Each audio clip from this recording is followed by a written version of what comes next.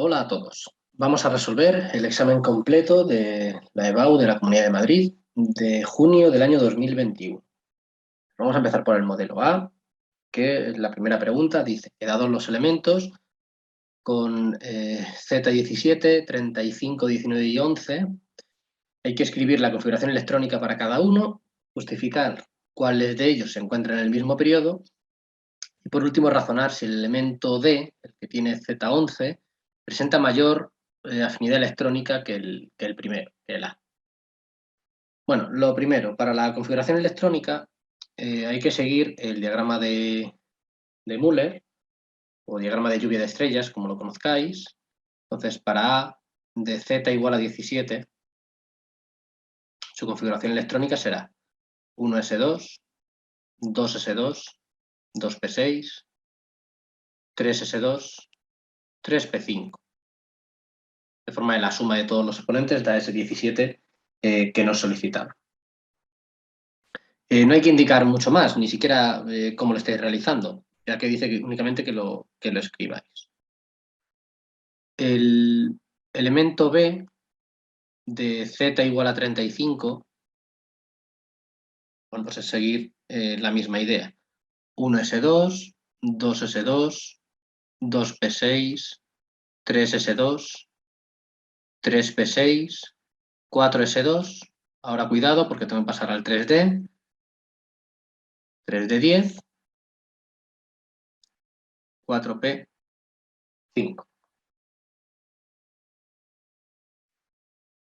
Bien, el C, que es el Z19,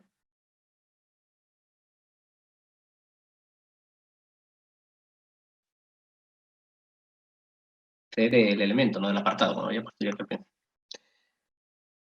será 1S2, 2S2, 2P6, estoy viendo que he puesto 17, es 19, perdón, 3S2, 3P6, 4S1. Y por último el D de Z igual a 11 será 1S2, 2S2, 2P6, 3S1.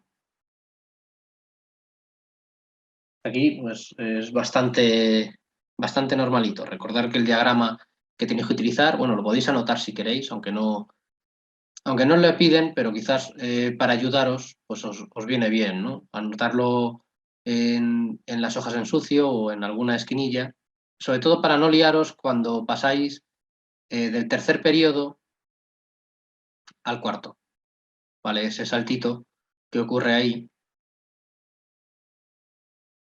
en el B, que se ve claramente además. Hay que tener en cuenta que, bueno, hay que seguir un orden de llenado, que no lo podéis llenar de cualquier manera. Entonces, esto es lo que comentábamos, que, bueno, tiene muchos nombres, pero, bueno, lo que os indica en realidad es un diagrama de energías que está indicando cómo se llenan los niveles, ¿no? En el sentido de estas flechas que estoy dibujando. ¿Vale? Habría que continuar, niveles 5, 6, 7, pero bueno, simplemente es que tengáis una pequeña idea si no lo tenéis muy fresco o si en ese momento dudáis. Bueno, el apartado B me pide que justifique cuáles están en el mismo periodo. Bueno, para localizar el periodo, lo que tengo que mirar es el último nivel que tiene la configuración electrónica. Bueno, lo voy a anotar aquí como idea. El periodo, de alguna forma, equivale al último nivel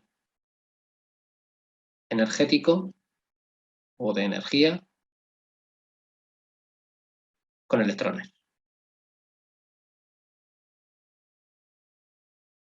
Bueno, entonces se trata de ir a las configuraciones electrónicas y localizar cuáles tienen los electrones en los mismos niveles. Entonces, si os fijáis, el A y el D, sus electrones, o su último nivel energético en electrones es este nivel 3. Bueno, por lo tanto, A y D pertenecen al periodo 3.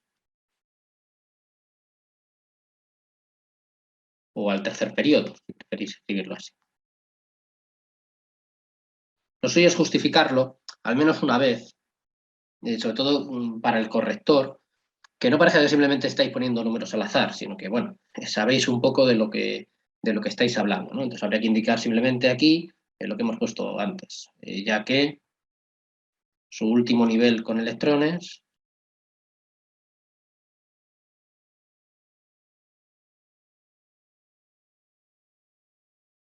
es el 3. O bien ponéis una primera idea, ¿no? Como habíamos anotado a forma de idea inicial aquí, que va a ayudaros a justificar todo lo demás. Y de forma análoga se puede ver que el B y C pertenecen al cuarto periodo.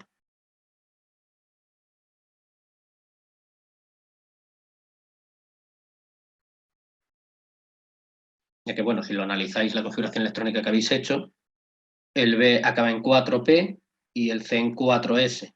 Tenéis que mirar ese numerillo que va adelante. Eso es lo que os dice el periodo en el que está. Bueno, y por último, el apartado C dice que razonéis si ese elemento de Z igual a 11 presenta mayor o menor afinidad electrónica que, que el A. Bueno, lo primero sería definir la afinidad electrónica.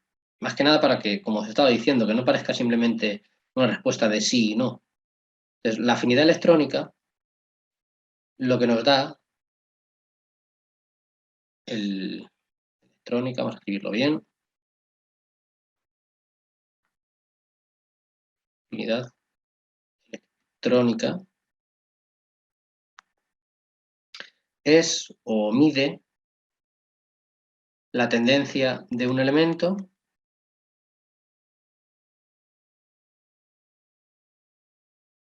a ganar electrones.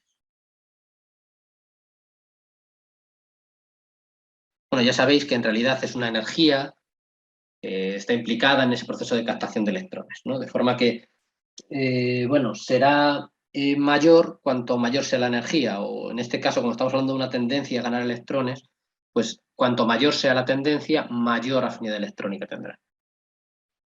Bueno, el Z igual a 11, que es el D, su configuración electrónica acaba en 3s1.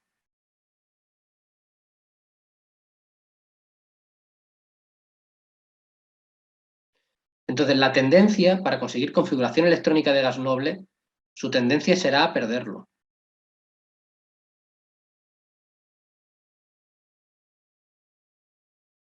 a perder electrones, para alcanzar o para conseguir, para adquirir, si preferís, configuración electrónica, configuración electrónica de gas noble.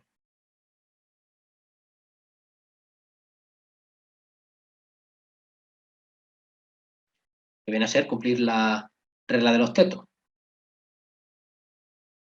¿Vale? O sea que la tendencia es todo lo contrario, no es a ganar, sino a perder.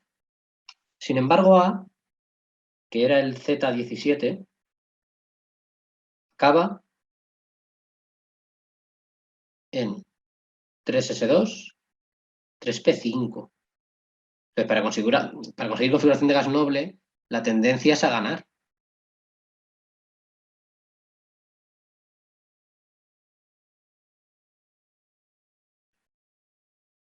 O sea que, por lo tanto, la pregunta o lo que me plantean es falso. La tendencia de A es mucho mayor. Para recordar que cuando avanzamos hacia la derecha en un periodo, porque está en el mismo periodo, aumenta la carga nuclear efectiva. Entonces, el radio es más pequeño y la tendencia no será a perder electrones, que es lo que le ocurre a la izquierda, sino a ganarlos, porque ese núcleo atrae con más fuerza a los electrones. Que es otra forma de plantearlo, ¿vale? Con la posición en la tabla periódica. Bueno, vamos con el ejercicio número 2, que dice que contestéis razonadamente esas tres preguntas para esos ácidos. El HNO2, ácido nitroso, ácido fluorhídrico y ácido cianhídrico. Fijaros que os dan las constantes de acidez para los tres, o sea que los tres son ácidos débiles. ¿Vale? Eso quizás es importante que os lo anotéis porque muchas veces se pierde de vista, ¿no? Estos datos que me están dando aquí, lo que me quieren decir es que son ácidos débiles.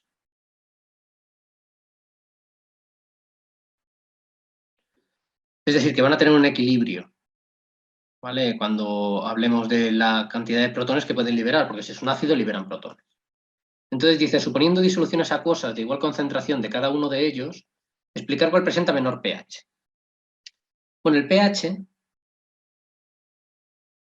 ya sabréis que se calcula como el menos logaritmo decimal de la concentración de protones. Bueno, protones podéis ponerlo como H más o H3 o más. En realidad es equivalente, es lo mismo. Pero claro, esta escala así vista quizá os puede liar. Pensar que cuanto más ácido sea, más concentración de protones hay. Lo voy a anotar. Cuanto más ácido,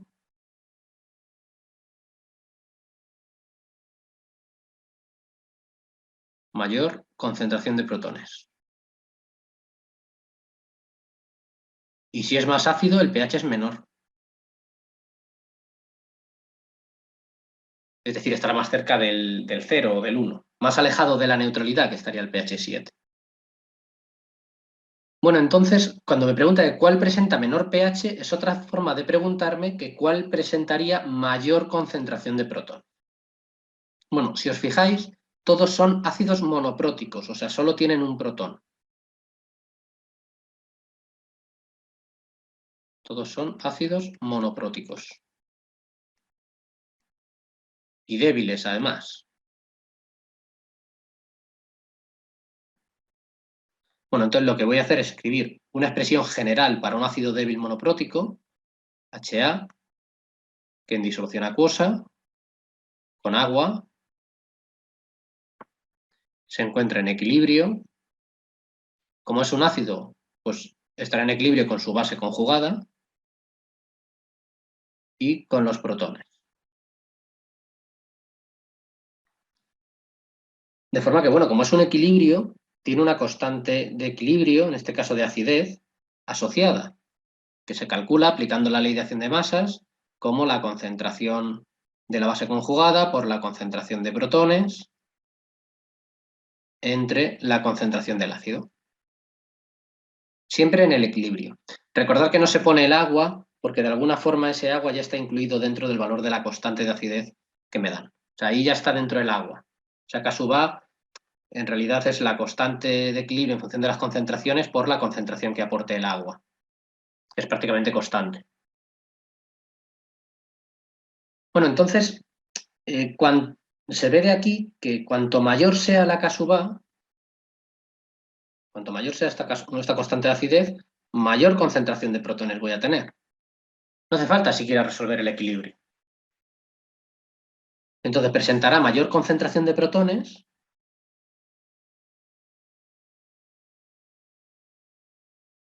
presentará mayor concentración de protones, el ácido con mayor constante de acidez. Bueno, entonces me tengo que ir a las constantes de acidez y elegir cuál de ellas es la mayor. Si os fijáis, la concentración mayor es la del ácido fluorhídrico, ¿vale? Ese 7,1 por 10 a la menos 4. Bueno, pues entonces ya lo tenéis. El ácido fluorhídrico presentará un pH menor. O sea que dentro de todo es el ácido más fuerte. Esto siempre podéis coger una hoja aparte o en sucio y, bueno, aplicar algún numerillo que consideréis sencillo y resolver el equilibrio, pero quizás eh, es mucho más enrevesado y vais a tardar más tiempo. Bueno, el apartado B dice que justifiquéis y ordenéis de mayor a menor basicidad las bases conjugadas. Bueno, la base conjugada, como hemos escrito aquí antes, en nuestro equilibrio general, es esta parte aniónica, que proviene de que el ácido pierda el protón o pierda el hidrógeno ácido. Bueno, serán más o menos básicas en función de la constante de basicidad. Bueno, vamos a anotarlo. Serán más o menos básicas en función de la K sub B. Bueno, claro, tienes que encontrar la relación entre K sub A y K sub B. Y esa relación es la siguiente. K sub A por K sub B es igual a KW. Que a 25 grados, esa KW es una constante. Es 10 elevado a menos 14. Bueno, entonces K sub B será esa constante entre K sub A. No hace falta saber el valor porque de aquí se puede ver que a mayor valor de K sub A, como KW es una constante, menor K sub B de la base conjugada. Bueno, entonces se trata de buscar la mayor K sub A corresponderá a la menor K sub B y viceversa. La menor K sub A corresponderá a la mayor K sub B y será más básica. Bueno, el que menor K sub A tiene y por lo tanto mayor K sub B es el ácido cianhídrico y la base conjugada es el anión cianuro. Pues ese anión cianuro será más básico que el siguiente que tenía la K sub A después de él, que era el ácido nitroso, pues el anión nitrito, y a su vez será mayor que el que tenía mayor constante de acidez, el que era más ácido. Cuanto más ácido es un compuesto, su conjugado es más débil, pues menos básico, que será el anión fluoruro. No hace falta añadir mucho más. Todo esto que estamos comentando, pues habría que redactarlo de alguna forma, un poco más elaborada, pero no hay que enrollarse demasiado, que tampoco trata de eso. Bueno, y el apartado C pedía que obtengáis el pH de una disolución acuosa 0,2 molar de ácido cianhídrico. Bueno, entonces ya es resolver directamente todo lo que tenéis. 0,2 molar de ácido cianhídrico. Esta constante de acidez del ácido cianhídrico os la daban como dato. Vamos a mirarlo un momentito. 4,9 por 10 a la menos 10. Bueno, vamos a anotarla. K sub A, 4,9 por 10 a la menos 10. Bueno, entonces se trata de escribir el equilibrio del ácido cianhídrico, HCN, en disolución acuosa, con agua. Se encuentra en equilibrio porque es un ácido débil, con la base conjugada, y como es un ácido, pues liberando protones. Se resuelve ahora el equilibrio, normalmente con concentraciones, ya que es el dato que tenemos, y porque para el pH necesitaré la concentración. Entonces, inicialmente tendré 0,2 molar de ácido cianhídrico. El agua normalmente no se indica porque su concentración es prácticamente constante, entonces no va a alterar mi equilibrio. Como hemos dicho, el valor que aportará el agua ya está en el valor de la constante. Inicialmente de la base conjugada y de los protones, pues no tengo nada. Y cuando se alcance el equilibrio, bueno, podéis poner aquí si queréis lo que reacciona, que no lo conocemos, X, y por cada mol de ácido cianhídrico se genera la misma cantidad de protones y de anión cianuro. Por lo tanto, en el equilibrio, lo que tendré de ácido cianhídrico será lo que tenía inicialmente menos lo que haya reaccionado. Y de los compuestos, o sea, perdón, de los productos, pues tendré lo que tenía inicialmente, que no tenía nada, más lo que se ha formado, porque se están formando productos. Al final siempre tengo más. Bueno, ahora ponéis la expresión para la constante de acidez. K sub A, como hemos dicho antes, será concentración de cianuro por la concentración de protones dividido de la concentración de ácido cianhídrico. Todo en el equilibrio. Entonces, en nuestro equilibrio esto será X por X entre 0,2 menos X. O lo que es lo mismo, X cuadrado entre 0,2 menos X.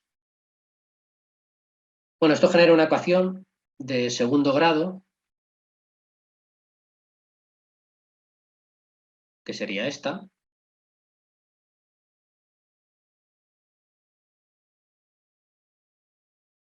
Sin embargo, en este caso particular, podéis hacer una pequeña aproximación, porque como la constante es muy pequeña, de hecho, como la constante es menor que 10 a la menos 5, se puede asumir que la disociación es pequeña.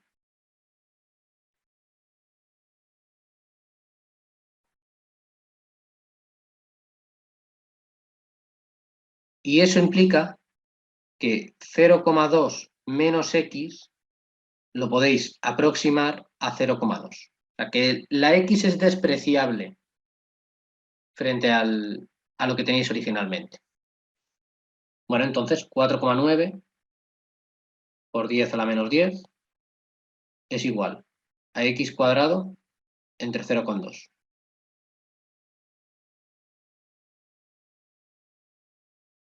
De aquí podéis sacar el valor de x como la raíz cuadrada de 4,9 por 10 a la menos 10 por 0,2. Siempre podéis comprobar toda esta aproximación, si queréis, resolviendo la ecuación de segundo grado, pero se admite esta aproximación de forma válida. Bueno, entonces, si no me he equivocado yo al calcular, esta concentración, esta X, queda 9,89 por 10 elevado a menos 6.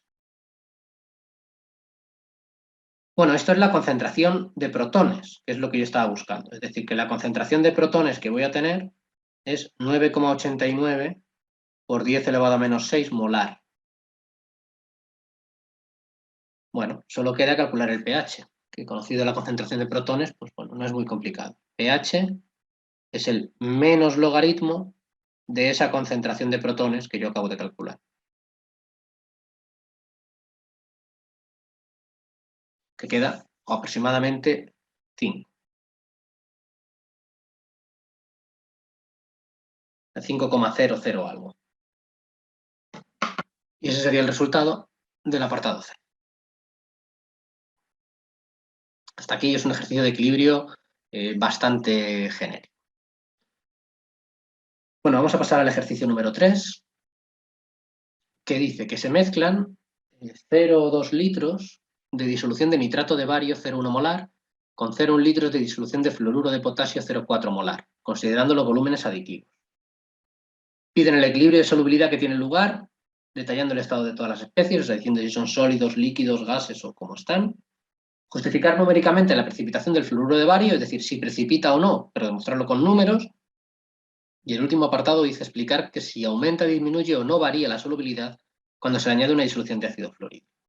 Bueno, esto forma parte del bloque de equilibrio, pero concretamente de equilibrios heterogéneos o equilibrios de precipitación. Bueno, lo ideal aquí es hacerse un pequeñito esquema, porque si no muchas veces nos podemos liar. Entonces, tengo por un lado 0,1 litros, perdón, 0,2 litros de nitrato de bario 0,1 molar. Bueno, el nitrato de bario es este. Proviene del ácido nítrico, que es HNO3, pierde los hidrógenos y los cambia por cationes barios. Y a esto le voy a añadir otra disolución, en este caso 0,1 litros, ahora sí, 0,4 molar de fluoruro de potasio, KF. Esto me va a generar una nueva disolución, porque me dice que los volúmenes son aditivos, por lo tanto el volumen final es 0,3 litros, y aquí tendré pues, todas las especies posibles. Bueno, la pregunta es si aquí precipita algo o no. Yo puedo dudar de qué es lo que precipita. Entonces me tengo que ir a los datos y buscar si me dan alguna constante de solubilidad, como es el caso. Y me la dan para el fluoruro de bario. Entonces, en el caso de que hubiera un precipitado aquí, en el fondo, o sea, y en el caso de que hubiera un sólido insoluble, eso sería fluoruro de bario. Bueno, el fluoruro de bario es este. Por lo tanto, en mi disolución lo que tendré serán el resto de elementos. El potasio, cuando se separa del flúor, se queda como catión potasio, y el nitrato pues, será el anión nitrato. Entonces, combinar ese potasio con el nitrato. que bueno, en este caso, pues como tal, no me lo piden. Bueno, pide lo primero, el equilibrio de solubilidad. Bueno, el equilibrio de solubilidad hace referencia a la sal insoluble, es decir, al fluoruro de bario, que es de lo que yo tengo el dato de solubilidad. Y lo que ocurrirá cuando se alcance el equilibrio es que ese sólido insoluble de fluoruro de bario, por eso lo de sólido ahí, se encuentra en equilibrio con los iones que lo forman en disolución. Es decir, el catión bario con el anión fluoruro. Cuidado aquí al ajustar, porque el anión fluoruro tiene una única carga negativa, por lo tanto necesitaré 2 moles de él.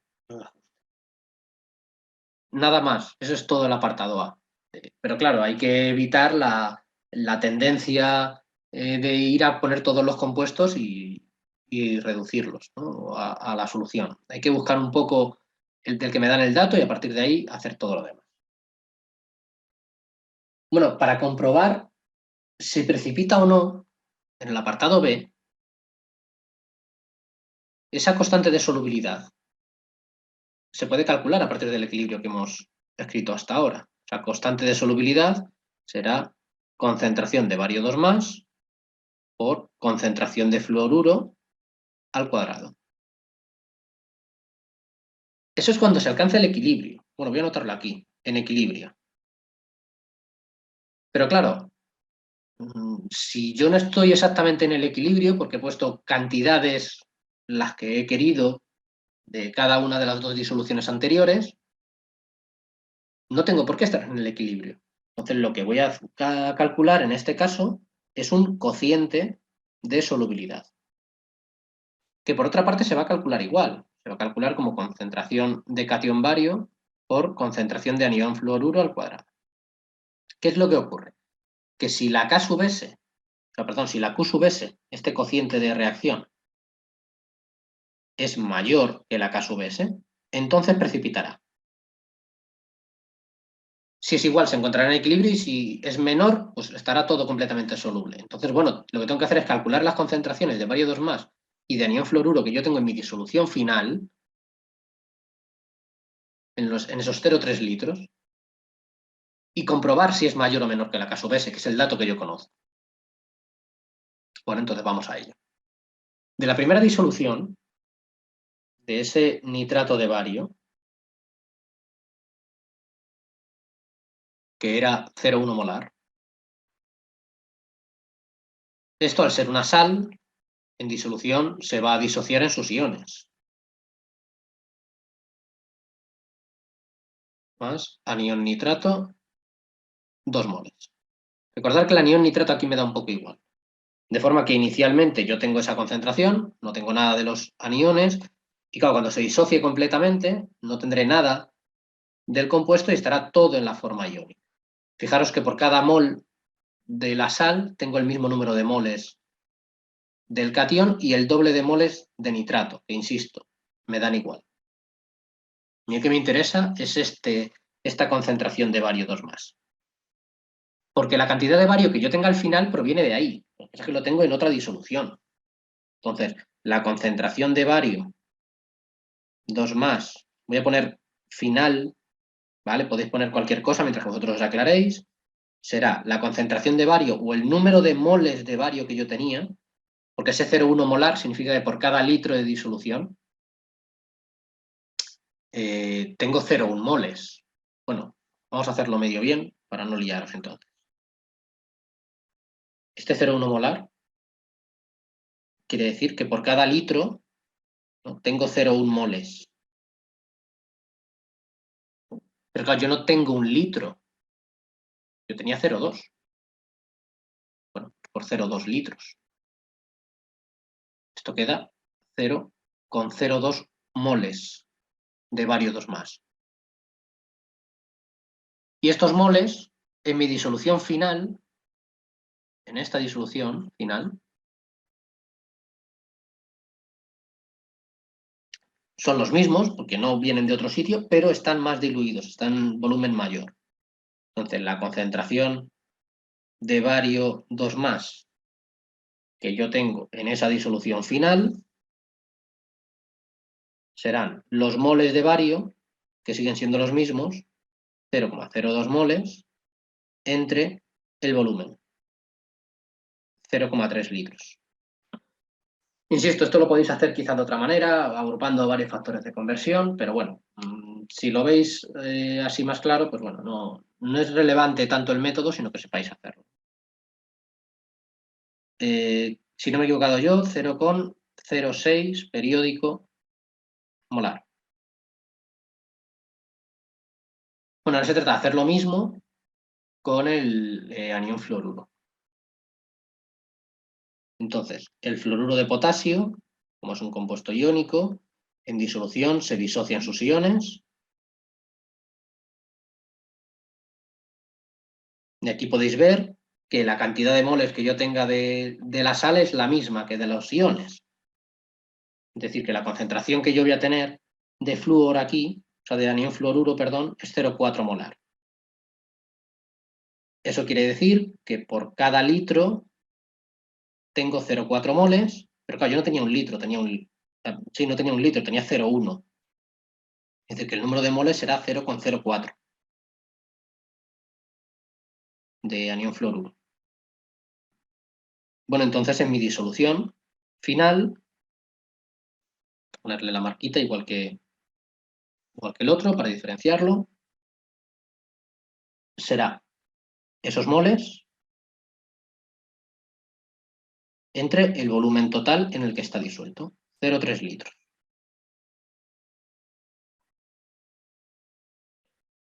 Que si no me he equivocado yo, 0,13 molar. Bueno, ya casi estoy, me voy a poner a calcular la Q sub S, que hemos dicho que era concentración de bario 2 más por concentración de anión fluoruro al cuadrado. Sustituimos por los datos que hemos calculado, 0,06 aproximadamente, por 0,13 al cuadrado. Y este dato que obtengamos ahora es el que tenemos que comparar con la constante de solubilidad. Entonces, esto a mí me queda 1,014 por 10 elevado a menos 3, que bueno, si lo comparáis con el valor de la constante, que tenéis aquí arriba, 1 por 10 a la menos 6, es mayor que 1 por 10 a la menos 6. Esto es la K sub S. Y por lo tanto, precipita. ¿Qué es lo que me pedían? Que lo justificara, pero numéricamente. Bueno, y vamos con el apartado C. Vamos a leerlo de nuevo, que pide explicar si aumenta, disminuye o no varía la solubilidad del fluoruro de bario, o sea, de este compuesto final, cuando se añade una disolución de ácido fluorhídrico. Bueno, entonces, en el apartado C, si yo añado una disolución de ácido fluorhídrico y no me dicen nada porque no me dan ningún dato de la constante, yo puedo asumir que el ácido fluorhídrico es un ácido fuerte. Es decir, que en disolución liberará protones y aniones fluoruro. Pero claro, estoy añadiendo aniones fluoruro que ya estaban presentes en mi equilibrio de solubilidad. Podemos volverlo a escribir si queréis. Era este. Fluoruro de bario en equilibrio con el catión bario más el anión fluoruro. Entonces, ¿qué ocurre? Que yo estoy añadiendo o estoy aumentando la concentración de un producto. Y aplicando el principio de Le Chatelier, cuando aumenta la concentración de uno de los productos, el equilibrio intenta contrarrestar ese cambio, o sea, ir hacia el sentido opuesto. Bueno, eso en solubilidad tiene un nombre muy particular, que es el efecto de ion común. Entonces, la solubilidad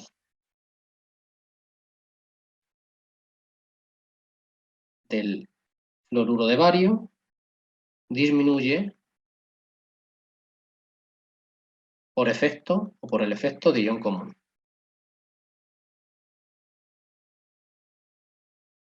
De ion común. Lo suyo es explicarlo brevemente. La adición, voy a bajar un poco esto, la adición de ácido fluorhídrico aumenta la concentración de aniones fluoruro y esto desplaza el equilibrio hacia la formación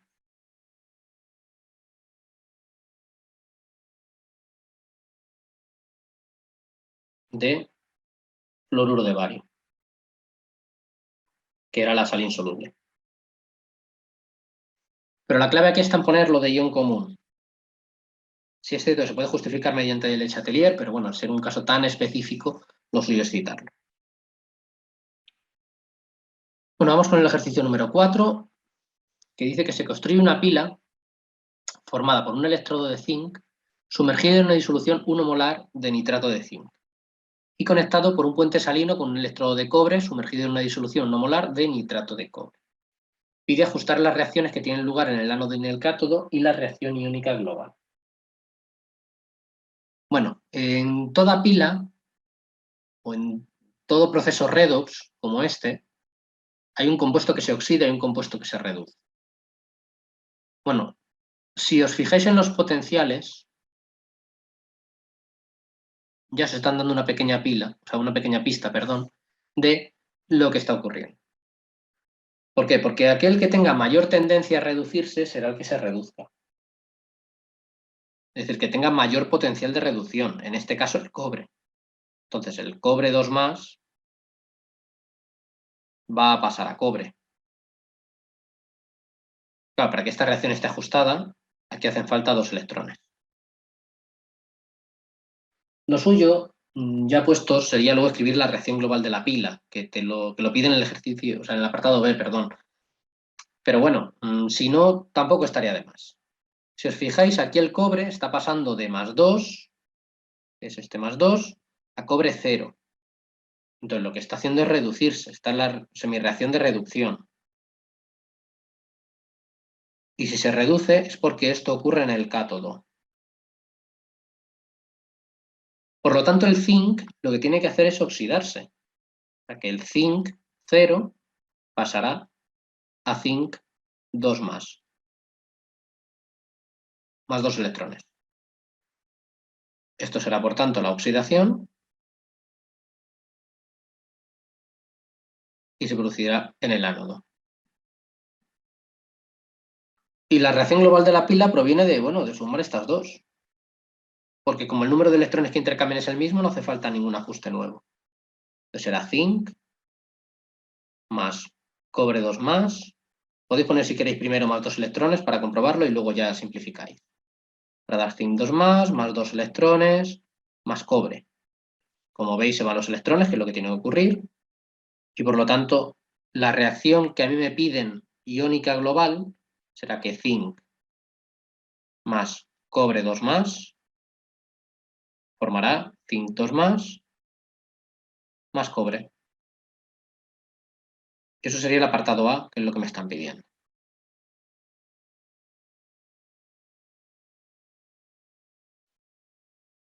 Bueno, en el apartado B, lo que me pide es que escriba la notación de la pila completa. Y luego que indique cuál es el puente salino. Bueno, la reacción de la pila se tiene que escribir siempre de ánodo a cátodo. Entonces, lo primero que tengo es zinc, que es el electrodo que yo tengo. El zinc, al ser un metal, está en estado sólido. Y lo que tiene como electrodo es esa disolución de nitrato de zinc. Y esta disolución es 1 molar y por lo tanto es acuoso. Bueno, vamos a poner ese acuoso y 1 molar dentro del mismo paréntesis, pero es importante detallar el estado en el que está. Ahora, para separar ánodo de cátodo, se coloca el puente salino y se escribe ahora la semireacción de reducción. Entonces, inicialmente teníamos nitrato de cobre, que es de donde provenían los cationes cobre, igual 1 molar acuoso, y el electrodo de cobre sólido en el que se va a ir depositando. Esa sería la notación de la pila. Es válido también si en lugar de poner la disolución, poner los iones, no pasa nada. Es decir, en vez de poner nitrato de zinc, pusieres aquí zinc 2+. Se acepta perfectamente como válido. No pasa absolutamente nada. Entonces, al fin y al cabo es transcribir un poco las dos semireacciones que habéis ajustado. Y el puente salino sirve para cerrar el circuito.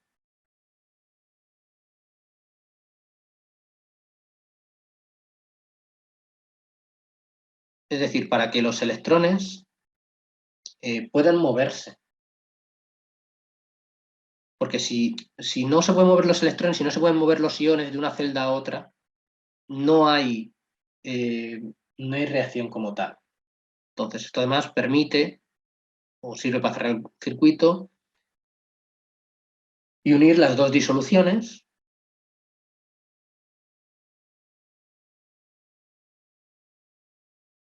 o celdas, si lo preferís, que están separadas químicamente.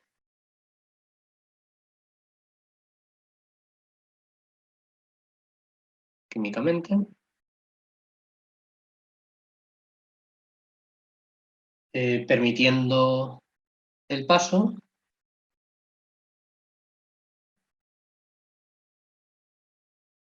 de iones a su través.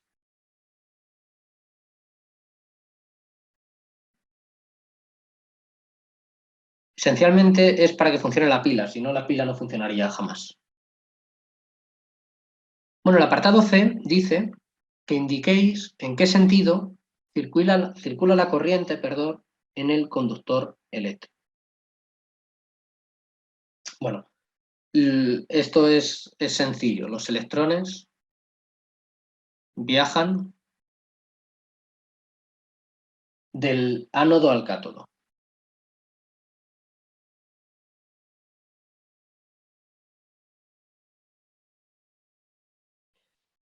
Si os fijáis en las semireacciones os da una pequeña pista. Donde se están generando los electrones será donde estén al principio y donde los necesite será donde tienen que viajar. Es otra forma de tener un poco esto en la cabeza. Y el apartado D pide que indiquéis en qué electrodo se deposita el cobre. Bueno, pero ya hemos escrito la semireacción de reducción. Entonces el cobre se deposita en el cátodo. Tal y como ya hemos afirmado en el apartado A. Entonces es un ejercicio de pilas, pero bueno, más teórico que de cálculos como tal. La dificultad radica fundamentalmente en establecer inicialmente cuál se oxida y cuál se reduce, o sea, cuál es el ánodo y cuál es el cátodo, y a partir de ahí ya todo el ejercicio pues es bastante sencillito, bastante asequible. Nos vamos con el ejercicio número 5, que pide que contestéis a las siguientes cuestiones. Lo primero es nombrar esos compuestos, después formular la reacción indicando el tipo y nombrando los compuestos de cuando se combinan el propandosol con ácido sulfúrico y calor. Lo mismo para el pentoseno cuando añade agua en medio ácido. Y lo mismo para el 3-metilpentanunol cuando añade ácido bromhídrico. Bueno, vamos paso a paso, porque cada apartado es independiente del anterior. Entonces, lo primero, nombrar. Bueno, vamos a hacerlo más o menos despacito. H3, carbono, y otro metil, doble enlace, CH,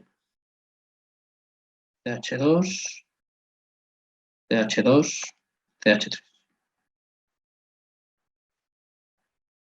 Bueno, aquí, como siempre, lo primero es seleccionar la cadena principal, que es la más larga, que además incluye a los dobles enlaces. Pues, por ejemplo, esa. Ahora tengo que numerarla, de forma que el localizador más bajo le caiga el doble enlace, por la izquierda.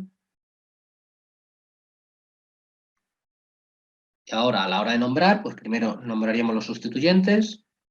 En el carbono 2 y en el carbono 3 hay un grupo metil. A continuación, nombramos la cadena principal, son 7 carbonos, pues EPT. Y por último tenemos que indicar dónde está el doble enlace, pues 3-eno.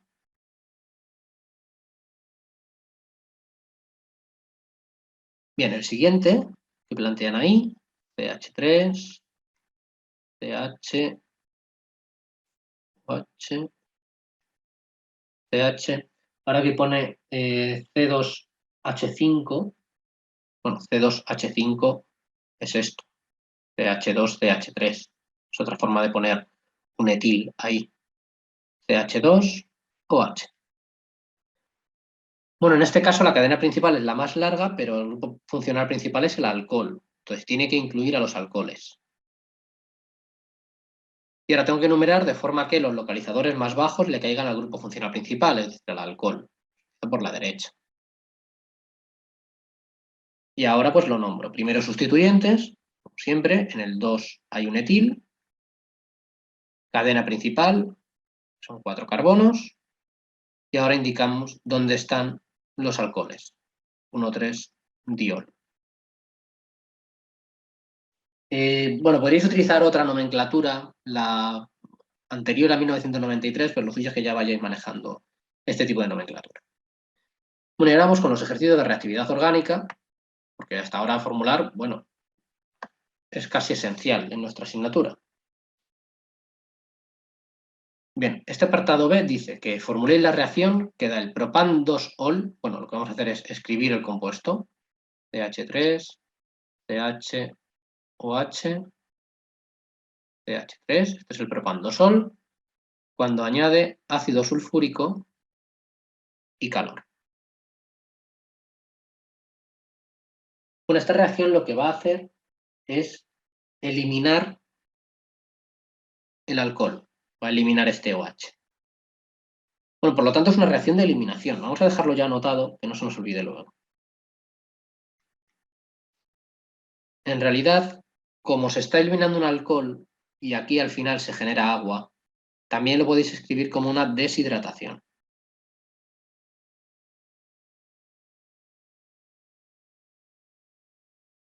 Y bueno, como es una eliminación, debería seguir la regla de Zaitsev. Pero bueno, es que en este caso no hay dos opciones donde yo pueda eliminarlo. Porque cuando yo elimino un OH, lo que voy a hacer es generar un alqueno. Pero es que hacia cualquiera de los dos carbonos que quiera generar el doble enlace, es decir, hacia este o hacia este otro, es que genera el mismo compuesto. Entonces, en este caso no hace falta indicar mucho más.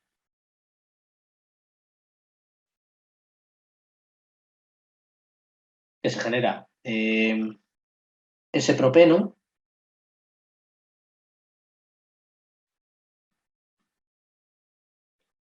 y esa molécula de agua. Bien, como digo, si hubiera varias opciones, aquí habría que indicar que esto sigue la regla de Zaitsev.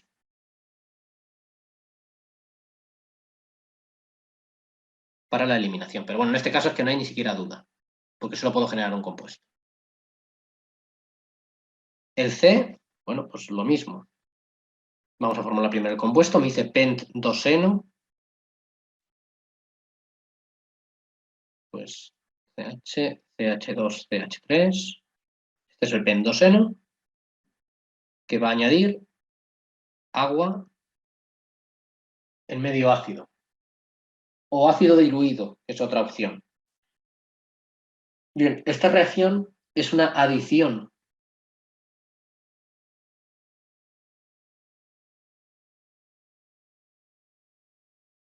Y lo que va a añadir es un alcohol. Pero claro, tengo dos posiciones para añadir el alcohol. Es decir, que puedo generar este compuesto, CH3, CH, OH y todo lo demás tal y como viene. O sea, que el hidrógeno va al tercer carbono,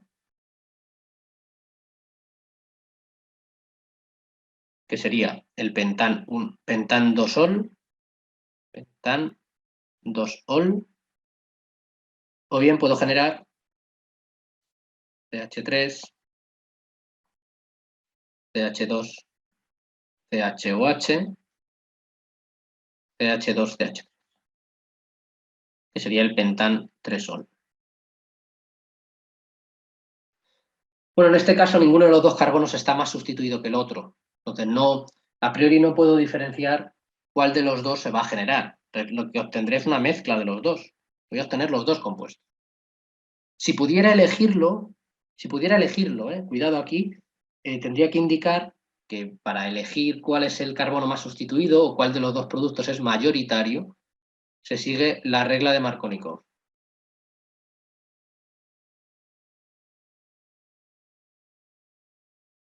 Pero solo en caso de que pudiera elegir, en este caso no. En el sentido, este ejercicio es un poco regular.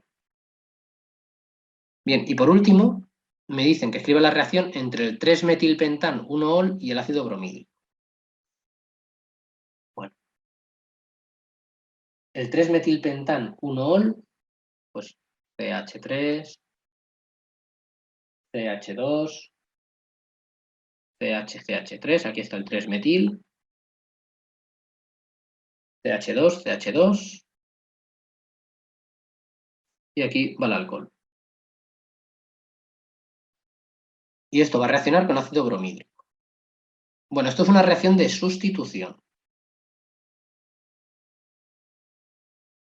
Que lo que voy a hacer es cambiar el bromo por el alcohol. Entonces el compuesto es exactamente el mismo, pero cambiando esos dos compuestos.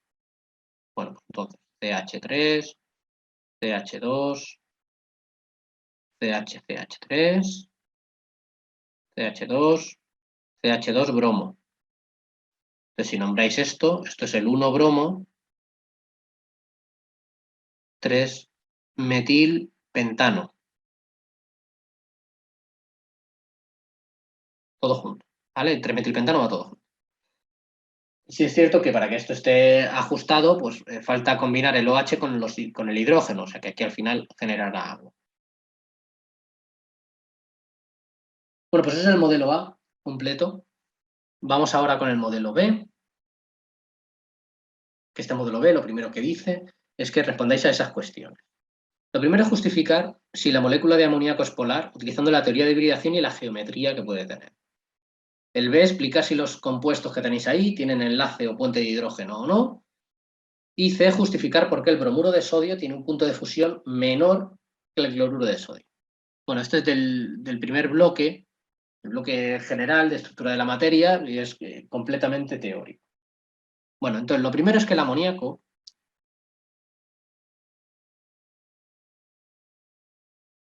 aquí el átomo central será el nitrógeno. El nitrógeno, su configuración electrónica es 1s2, 2s2, 2p3. ¿Bien? O sea, está en el grupo número 15.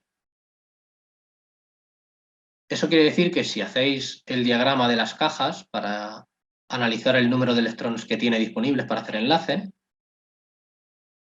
tiene ya disponibles los 3 electrones que necesita para formar enlace. Es decir, no es necesario que exista una promoción electrónica para que forme los 3 enlaces.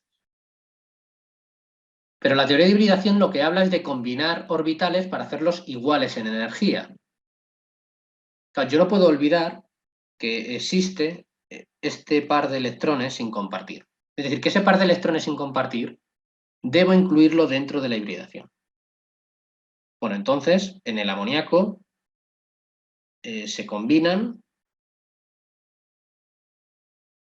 un orbital S y 3 orbitales P para dar 4 orbitales híbridos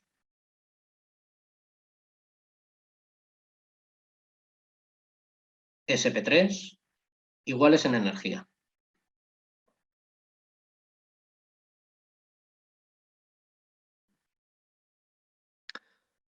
Bueno, eso quiere decir que yo voy a tener 3 enlaces nitrógeno-hidrógeno y un par libre, un par de electrones libres.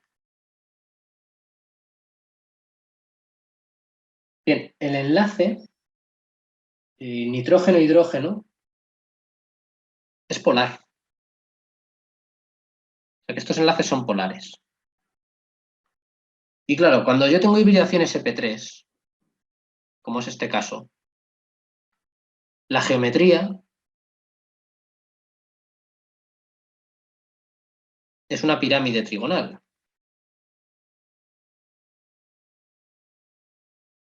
Un tetraedro, vaya. Entonces, ¿qué ocurre?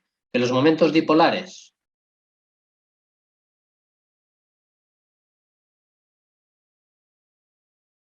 de los enlaces nitrógeno-hidrógeno no se cancelan entre sí por geometría, no se cancelan entre sí, ni con el par libre, con el momento dipolar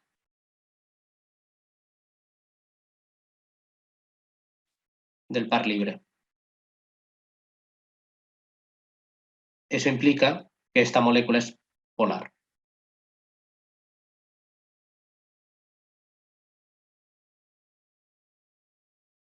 Lo que viene a ser que si no se cancelan todos los momentos dipolares, recordar que eso quiere decir que el momento dipolar total no es cero, es distinto de cero. ¿Vale? Si fuera cero sería polar. Bueno, el apartado B me dice que indique cuándo o cuáles de esos compuestos presentan puente de hidrógeno. Bueno, para que se forme un puente de hidrógeno, o para que exista o que presenten enlace de hidrógeno o puente de hidrógeno,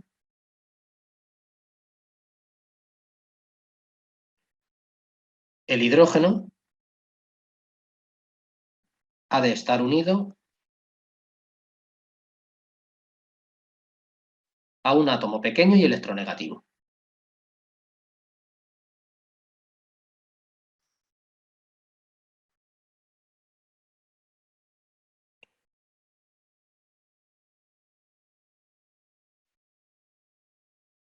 De todos esos compuestos, el único que tiene un átomo pequeño y más electronegativo que el hidrógeno es el agua.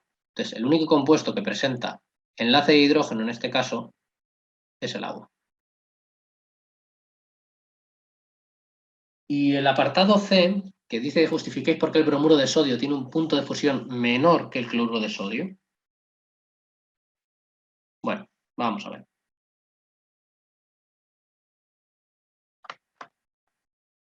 A ver. El bromuro de sodio y el cloruro de sodio, ambos son compuestos iónicos. Es decir, que cuando se organizan en el espacio van a formar redes cristalinas.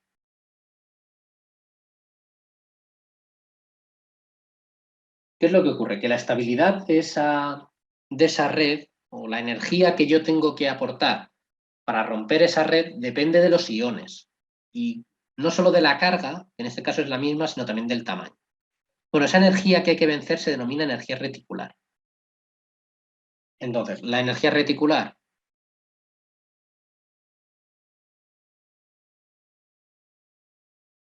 que hay que vencer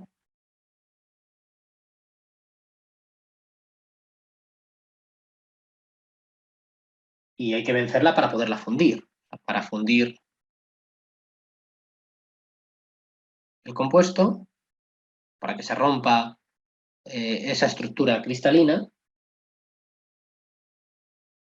dice que es mayor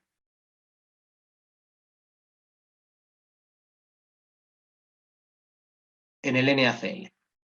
¿Por qué? Por el tamaño, como estábamos diciendo. El tamaño del cloro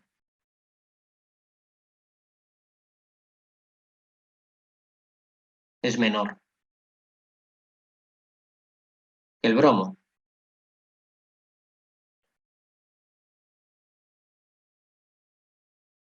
Porque, como estaba diciendo, la energía reticular depende de la relación carga-masa o carga radio-iónico. Entonces, cuanto más pequeño sea el elemento, mayor energía voy a tener que aportar. Voy a poner aquí lo de la relación carga-radio. Esto se calcula de alguna forma, me da una idea de esta relación. A menor radio, mayor energía reticular. O sea, más energía tengo que aportar. Bueno, vamos con el ejercicio número 2, que dice que la ecuación de velocidad de esa reacción es esta que nos están indicando aquí. Y pide que a partir de eso indiquéis si es verdadero o falso la siguiente afirmación. A, la velocidad de desaparición de ambos reactivos es la misma. Bueno, hay que tener cuidado, no hay que irse a esa ecuación de velocidad, sino a la ley de velocidad. Que lo que va a indicar es que la velocidad de la reacción será menos la variación de la concentración de los reactivos en un determinado instante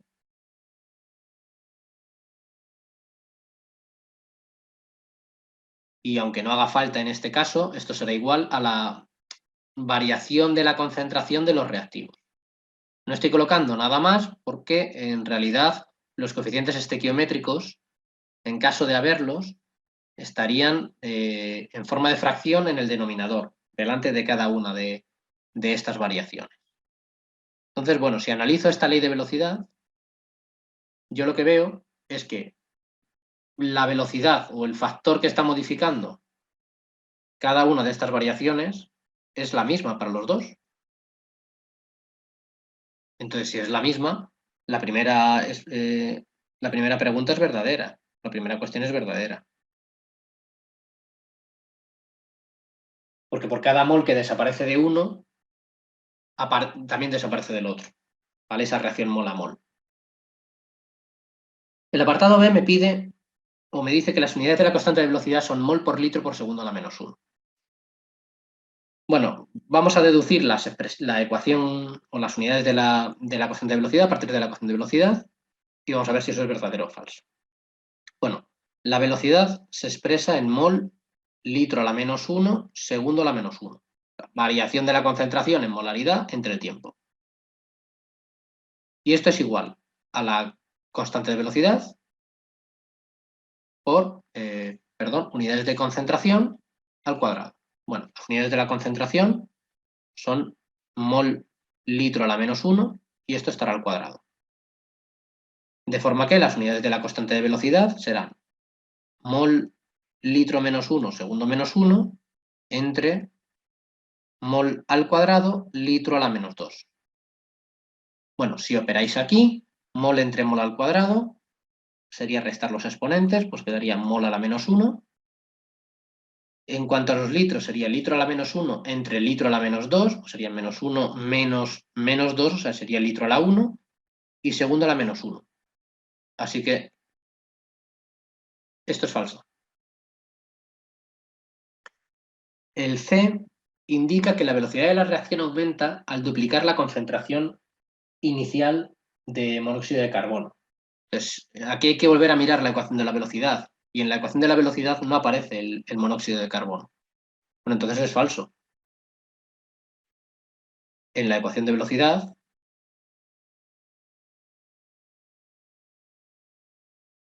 no aparece la concentración de CO.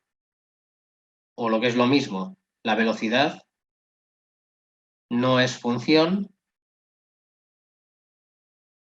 de esta concentración de CO. Y el último apartado, el D, dice que en esta reacción en particular la constante de velocidad no depende de la temperatura, porque la reacción se produce en fase gaseosa. Eso es falso. Eso es falso. La constante de velocidad, la K, depende siempre de la temperatura.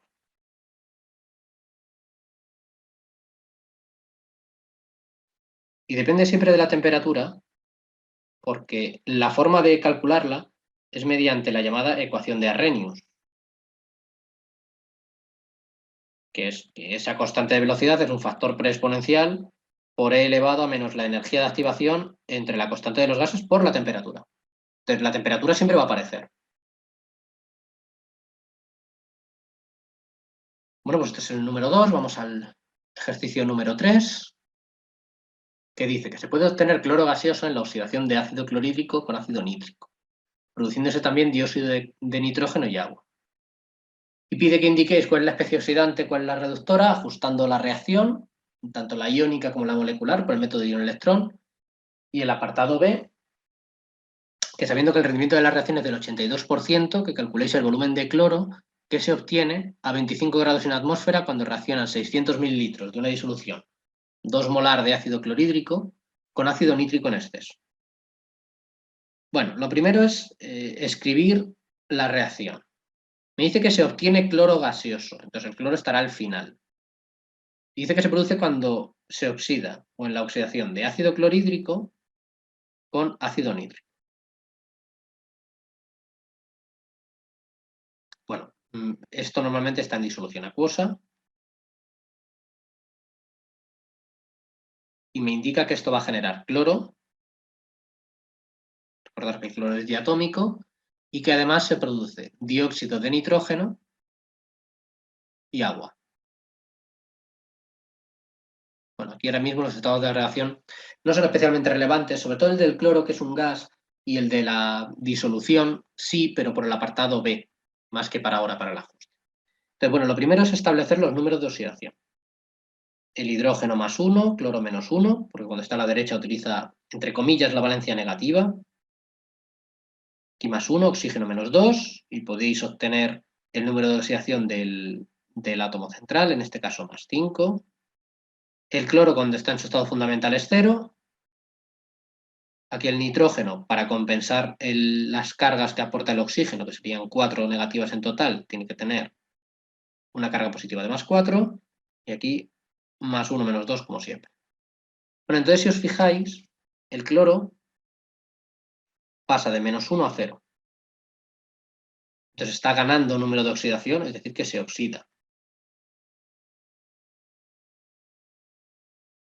Entonces, si está produciéndose la oxidación, esto es el reductor. Y por otra parte, el nitrógeno está pasando de más 5 a más 4. Entonces, aquí el oxígeno, el nitrógeno se está reduciendo, esto será la reducción, y por lo tanto, el ácido nítrico será el oxidante. Y recordad que va siempre un poco, perdón, como al revés. ¿Vale? Bien, la especie reductora también la podéis poner con los iones, no pasa absolutamente nada. Bien, lo primero que hay que hacer ahora entonces es escribir la ecuación iónica sin ajustar, es decir, disociar todo lo que se pueda disociar. Que esencialmente todo lo que, todos los ácidos, todos los compuestos iónicos se pueden disociar en sus iones. O sea, aquí tendré protones más aniones cloruro, más protones, más iones nitrato, para dar cloro, que no se disocia, dióxido de nitrógeno, que tampoco, y agua. Esta es la ecuación iónica sin ajustar. Y ahora de aquí tengo que escribir las dos semirreacciones. La de oxidación y la de reducción. Bueno, a ver, la del cloro es que el cloro menos, el cloruro, pasa a cloro molecular. Y el anión nitrato, por su parte, pasa a dióxido de nitrógeno. Bueno, lo primero que hay que hacer en el método de ion-electrón es ajustar los átomos que no sean ni hidrógeno ni oxígeno. Bueno, en este caso en el cloro, tengo un átomo de cloro a la izquierda, 2 a la derecha, pues necesita un 2 delante. Y ahora hay que ajustar las cargas. Y las cargas se ajustan siempre con electrones. Tengo 2 cargas negativas a la derecha, pues necesito 2 cargas negativas. Perdón, tenía 2 cargas negativas a la izquierda, necesito 2 cargas negativas a la derecha para que se cumpla la electroneutralidad. O sea, que la carga sea la misma en los dos términos. Por su parte, el anión nitrato con el dióxido de nitrógeno, tengo un átomo de nitrógeno, así que el nitrógeno no hace falta ajustarlo.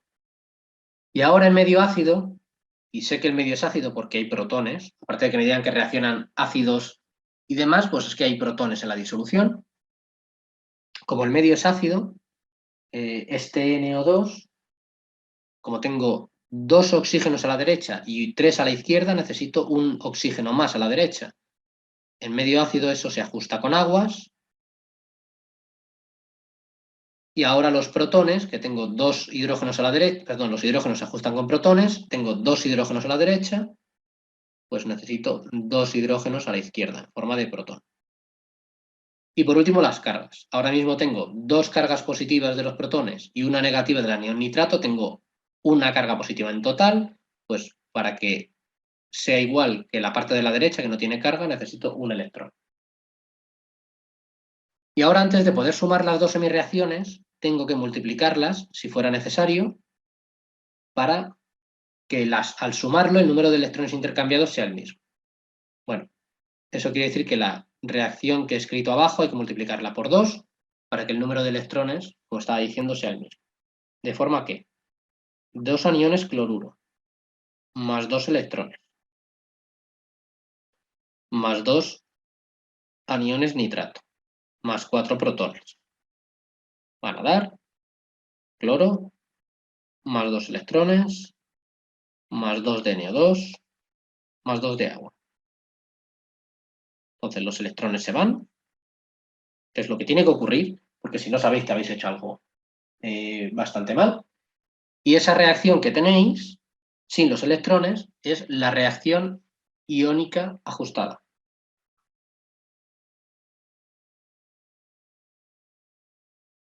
Y para la reacción molecular se trata de llevar esos coeficientes a la reacción original. Como necesito 2 aniones cloruro, pues delante del ácido clorhídrico necesitaré un 2. Como necesito 2 aniones nitrato, pues necesitaré también colocar un coeficiente 2 delante del ácido nítrico. El cloro solo tiene un mol, pues el que ya estaba.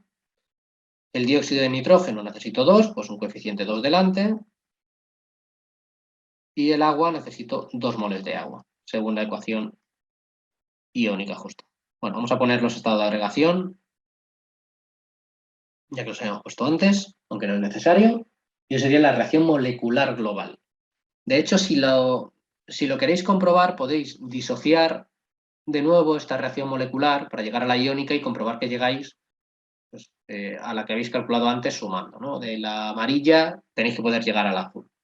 ¿Vale? Si os fijáis, cada uno de los ácidos genera 2 protones y la suma de ambos genera los 4 protones que me decían.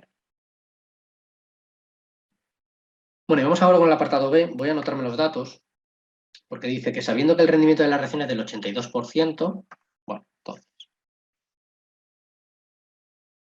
rendimiento 82%,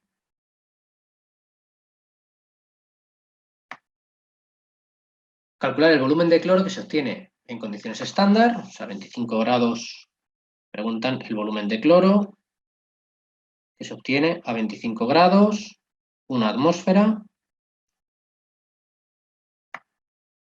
cuando reaccionan 600 mililitros de ácido clorhídrico 2 molar.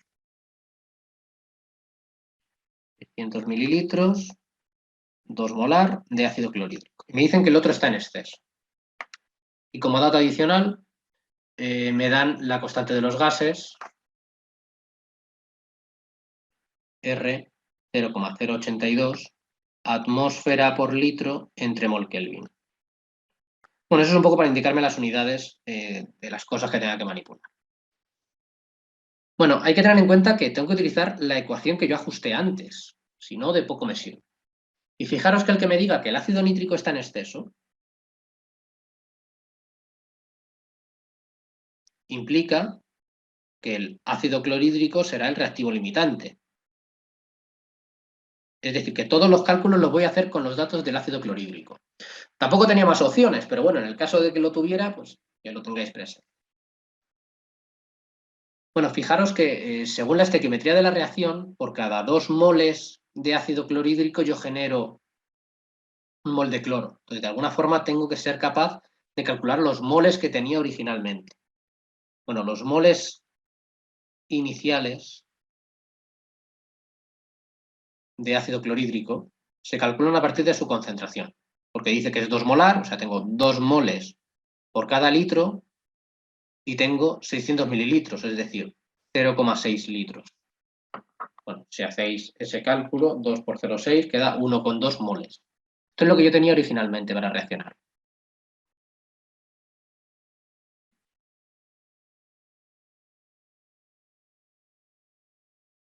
¿Qué es lo que ocurre? Que cuando calculáis el rendimiento, o sea, tenéis que tener en cuenta el rendimiento, porque claro, esos 1,2 moles que van a reaccionar, o que están disponibles para reaccionar, sería si fuera al 100%. Pero claro, es que no está al 100%. Entonces, hay que tener en cuenta que antes de aplicar la estequiometría de la reacción, de alguna forma tenéis que tener en cuenta ese 85%. Bueno, lo podéis hacer con factores sucesivos, aplicando primero estequiometría, como queráis. Si queréis primero aplicar estequiometría, podéis decir que 1,2 moles de ácido clorhídrico generarían 1 mol de cloro por cada 2 moles de ácido clorhídrico. O sea que si el rendimiento fuera del 100%, yo habría obtenido 0,6 moles de cloro. Pero claro, estamos diciendo que mi rendimiento es del 82%. O sea que en realidad obtengo el 82% de esto. 0,6 por 0,82. Esto es lo que realmente obtengo. 0,492 moles de cloro se obtienen. Bueno, y si conozco los moles, con la expresión de los gases ideales, porque asumimos un comportamiento ideal del gas,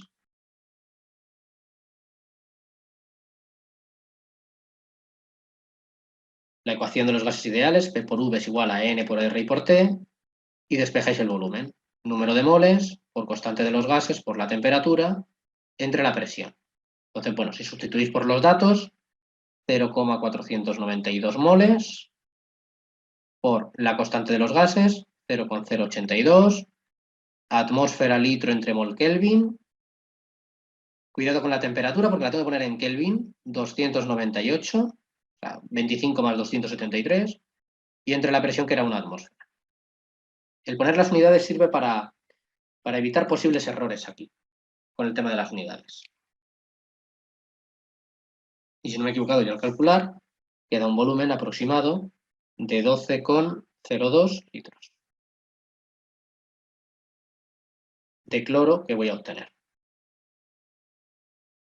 ¿Vale? Cuidado aquí con lo del rendimiento que suele dar problemillas. ¿Vale? Podéis hacerlo todo con un cofactor de conversión, si manejáis suficientemente bien, pero bueno, la cuestión es no arriesgar, hacerlo despacito y que salga bien. Bueno, vamos con el cuarto ejercicio que dice que en un reactor de 25 litros a 440 grados centígrados se introducen 5 moles de hidrógeno y 2 moles de nitrógeno, obteniendo 50 gramos de amoníaco cuando se alcanza ese equilibrio de ahí. Y pide expresar el número de moles en el equilibrio de reactivos y productos en función de X, que dice que es el cambio de concentración en mol, y calcular los valores. Después calcular K sub C, K sub P, o sea, la constante de equilibrio en función de concentraciones y presiones. Y por último, razonar cómo se modifica el equilibrio si la reacción transcurre a la misma temperatura, pero aumenta la presión total, que es más que nada un apartado de teoría. Y nos dan las bases atómicas, os dan la constante de los gases, tenéis prácticamente todo lo que necesitáis. Bueno, lo primero es escribir el equilibrio. Podéis comprobar que está ajustado, pero bueno, lo está. Lo habitual es que lo esté, porque los valores de las constantes dependen de esos coeficientes estequiométricos. Entonces, bueno, para que no haya variedad en los resultados. Bueno, el número de moles inicial me lo daba el ejercicio, ya que tenía 5 moles de hidrógeno y 2 moles de nitrógeno. De amoníaco obviamente no tengo nada. Bien, y ahora, ¿cuánto reacciona de cada cosa? Bueno, pues con la estequiometría de la reacción, de hidrógeno se gastan 3x o 3 moles por cada mol de nitrógeno que reacciona y se generan a su vez 2 moles de amoníaco. Por lo tanto, cuando se alcance el equilibrio, tendré 5 menos 3x, 2 menos x y 2x. Bien, ahora lo suyo sería, de alguna forma, intentar calcular todas estas cosas. Fijaros que dicen que obtengo 50 gramos de amoníaco. Bueno, pero si tengo la masa y tengo la masa atómica de cada uno de los elementos, puedo calcular los moles de amoníaco que he obtenido. Entonces, los moles de amoníaco serán la masa de amoníaco obtenida, 50 gramos, entre la masa del amoníaco, que es la masa del hidrógeno por 3, más la del nitrógeno, que para eso me dan las masas atómicas ahí. 50 entre 17, queda 2,94 moles. Estos son moles en equilibrio, o sea que esto ya es lo que obtengo. Bueno, pero es que si es lo que obtengo, es lo mismo que 2x, es lo que yo anoté aquí. Entonces, si 2x es 2,94 moles, x será 2,94 entre 2, 1,47. Porque ahora ya conociendo x, puedo calcular el número de moles en el equilibrio que hay de cada uno de los compuestos o de los elementos, que en el caso del hidrógeno será 5 menos 3 por lo que vale x, 1,47. Bueno, si hacéis esta operación, y no me he equivocado yo, 0,58 aproximadamente.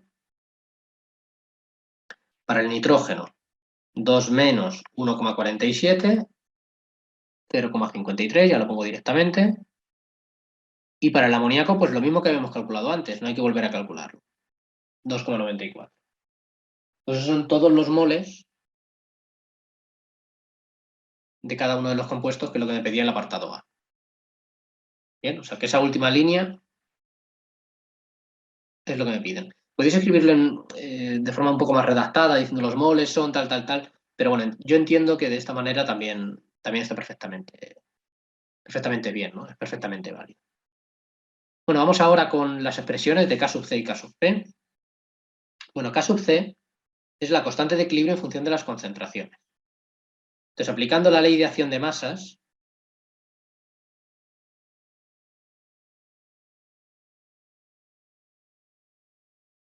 se puede calcular como concentración de los productos elevados a sus coeficientes estequiométricos entre concentraciones de los reactivos elevadas a sus coeficientes estequiométricos.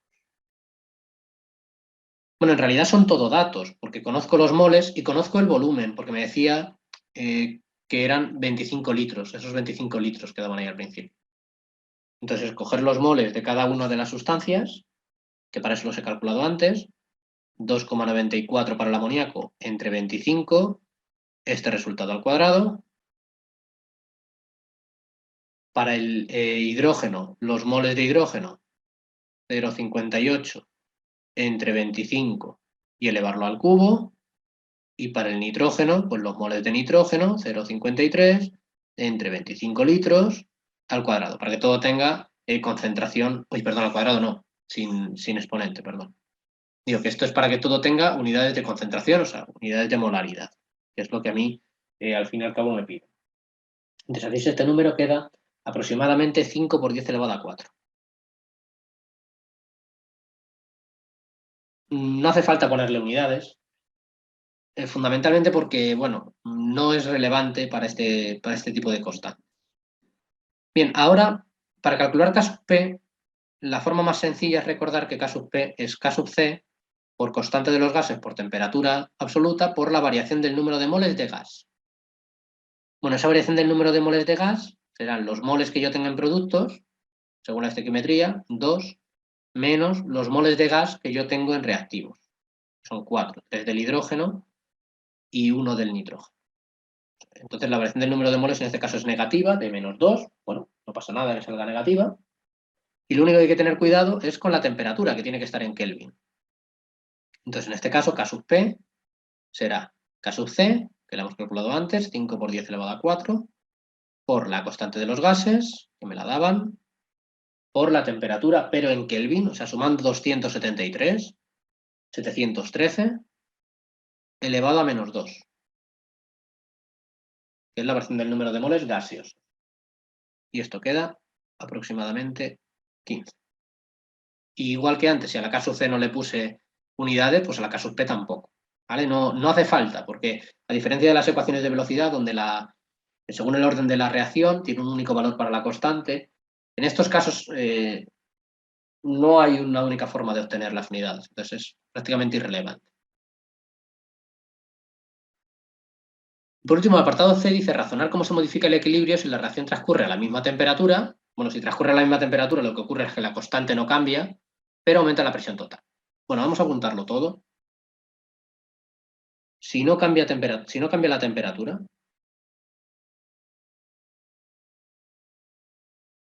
no cambia el valor de las constantes.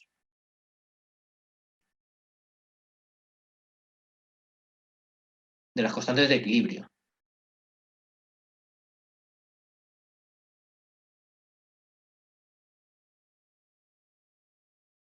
Bien, entonces, ¿qué va a ocurrir? Que hay que enunciar el denominado principio de Le Chatelier.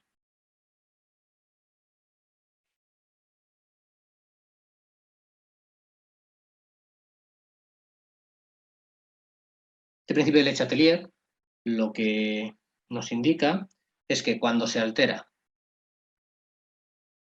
cuando se modifica algún factor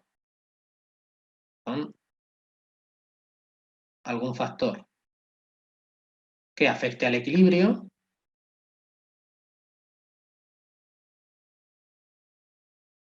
el equilibrio se va a modificar o el equilibrio va a evolucionar.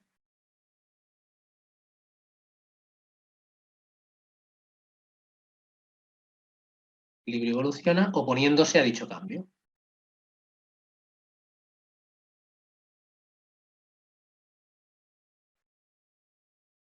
Bien, si aumenta la presión total,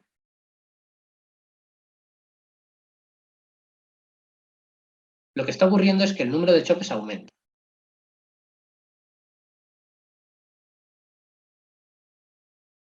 Y claro, según el principio de Le Chatelier, el equilibrio tiene que evolucionar hacia donde haya menos choques. El equilibrio evoluciona, por tanto, hacia donde el número de choques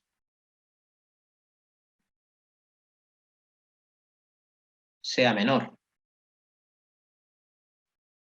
Para que el número de choques sea menor, implica que el número de moles de gas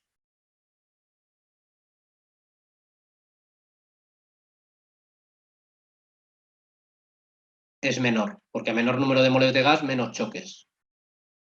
Y por lo tanto, en este caso, el equilibrio se desplaza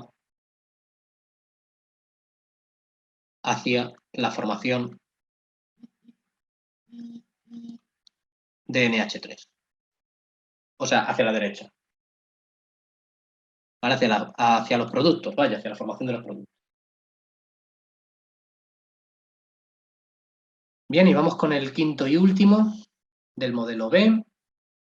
Este quinto de orgánica dice que la fórmula molecular C4H8O2, ¿a qué sustancia o sustancias de las propuestas a continuación corresponde? Justificando la respuesta, escribiendo en cada caso fórmula semidesarrollada y molecular.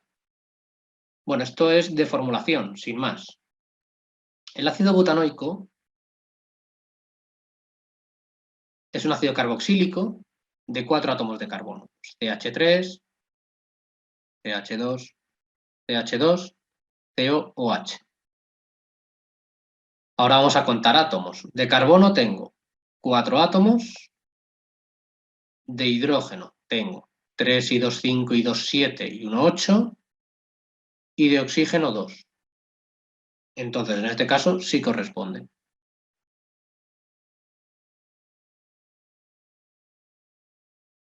El B, el butanodial.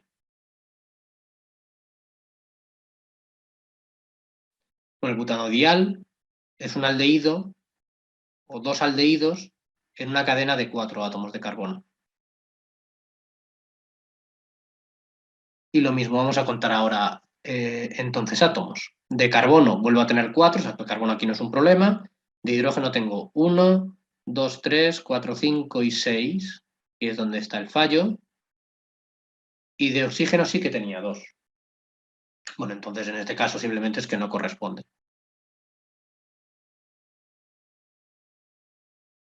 El C, el propanoato de metilo.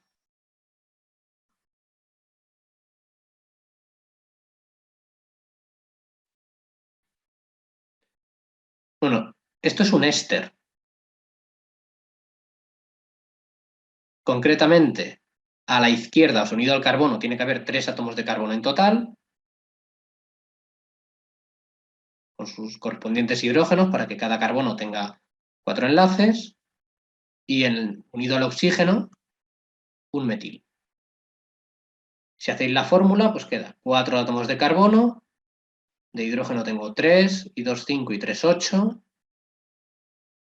y 2 de oxígeno. O sea que este sí corresponde.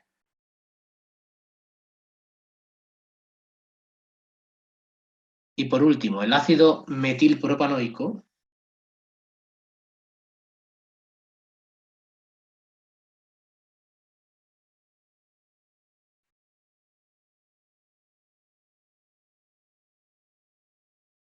pues es de nuevo un ácido carboxílico de 3 átomos de carbono